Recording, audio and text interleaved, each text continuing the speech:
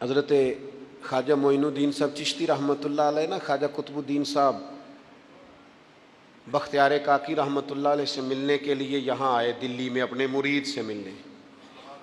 سب لوگوں سے ملاقات ہوئی تو ایک شخصیت ایسی تھی جن سے خواجہ صاحب کا خیال تھا ملاقات ہوگی لیکن ملاقات نہ ہو سکی.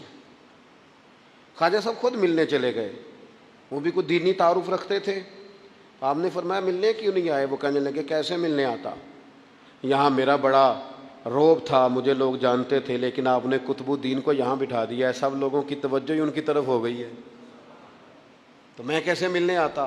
خواجہ معین الدین صاحب رحمۃ اللہ علیہ خواجہ قطب صاحب سے فرمانے لگے بیٹے کسی کا دل توڑ کے کام نہیں کیا جاتا دین کا، تو سامان باندھ چلے، تو میرے ساتھ اجمیر چل، دلی رہنا ہی نہیں. ہم نے کہا حضور جو حکم ہو. انہوں نے سارا سامان سمیٹا، اونٹوں پہ رکھا، روانگی ہونے لگی. جب دلی سے باہر نکلے نا شہر سے تو سارا شہر امڑ آیا، حتیٰ کہ بادشاہ وقت بھی منتیں کر رہا ہے، لوگ رو رہے ہیں حضور خواجہ قطب کو نہ لے کے جانا.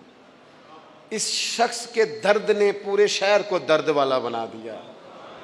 اس کی تہجد کے وقت کی دعاؤں نے بڑے لوگوں کو مسلح پہ کھڑا کر دیا. اس شخص کا اللہ پر بھروسہ بڑے لوگوں کے ایمان کو تقویت دیتا ہے. حضور مہربانی کریں نہ لے کے جائیں. اتنے سارے لوگ رونے لگے اور رنگ اور ہو گیا.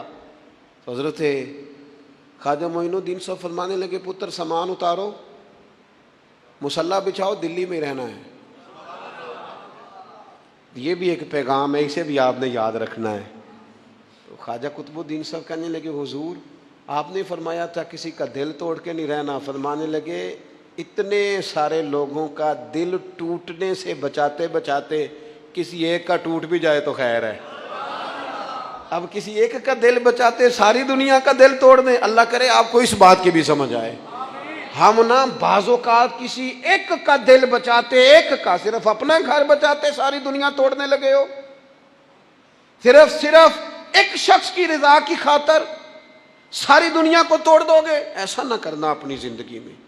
یہ مت دیکھنا کہ کسی ایک دو تین بندوں کے نفع کے لیے امت کا، قوم کا، ملت کا نقصان کر دو. یہ کام کبھی نہ کرنا. ذاتی مفادات کو ہمیشہ چھوڑ کے قومی، دینی اور ملی مفادات کو مقدم رکھنا. جو لوگ قومی مفادات کی بات کرتے ہیں نا وہ لوگ دنیا کے اندر خیر بانٹا کرتے ہیں، لیکن ہم اکا دکا چند ایک لوگوں کی خوشنودی کے لیے پوری ملتوں کو تباہ کرتے ہیں. یہ کام کبھی نہ کرنا.